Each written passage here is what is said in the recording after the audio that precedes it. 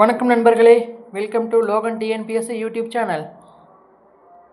So friends, நாம் இன்றைக்கி இந்த டாப்பிக்கில் அடைமொழியால் குறிக்கப்படும் நூல்கள் அப்படிங்கிற டாப்பிக்கில் தான் பார்க்க போகிறோம். அதாவது நம்ம இதுக்கு முன்னாடி போட்ட வீடியோவோட கண்டினியூஷனாக தான் இந்த வீடியோ பார்க்க போகிறோம். ஸோ ஃப்ரெண்ட்ஸ், இப்போ நம்ம நிறைய டாப்பிக்குள்ளே போயிடலாம்.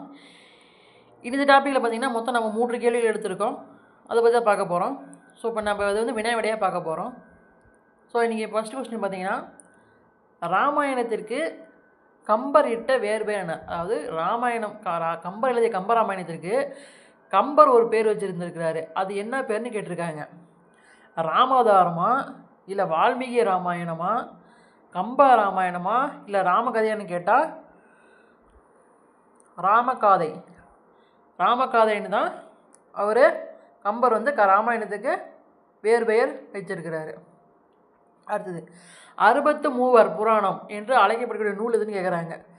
63, அதாவது 63 நாயன்மார்களுடைய நூல், 63 நாயன்மார்கள் பற்றிய புராணத்தை கூடக்கூடிய நூல் எதுன்னு கேட்டிருக்கிறாங்க. அப்படின்னு அழைக்கப்படக்கூடிய நூல் எதுன்னு கேட்டிருக்காங்க.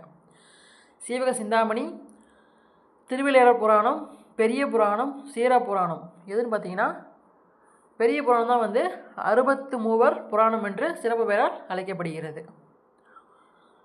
அடுத்தது, கடைசி கேள்வி பார்த்தீங்கன்னா, வேளாண் வேதம் என்று அழைக்கப்படக்கூடிய வேளாண் வேதம் என்று போற்றப்படும் நூல் எதுன்னு கேட்டிருக்காங்க. வேளாண் வேதம் என்று போற்றப்படும் நூல் எதுன்னு கேட்டிருக்காங்க.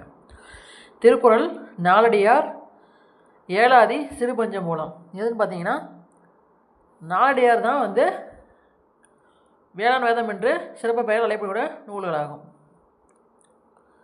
ஸோ ஃப்ரெண்ட்ஸ், நம்ம எடுத்த கேள்வி வினா விடை இதோட முடியுது. உங்களுக்கு இந்த வீடியோ பிடிச்சிருந்தால் லைக் பண்ணுங்கள், கமெண்ட் பண்ணுங்கள், உங்கள் ஃப்ரெண்ட்ஸுக்கு ஷேர் பண்ணுங்கள், மறக்காமல் சேனலை சப்ஸ்கிரைப் பண்ணிக்கோங்க. நம்ம அடுத்த வீடியோவில் சந்திக்கலாம். நன்றி, வணக்கம்.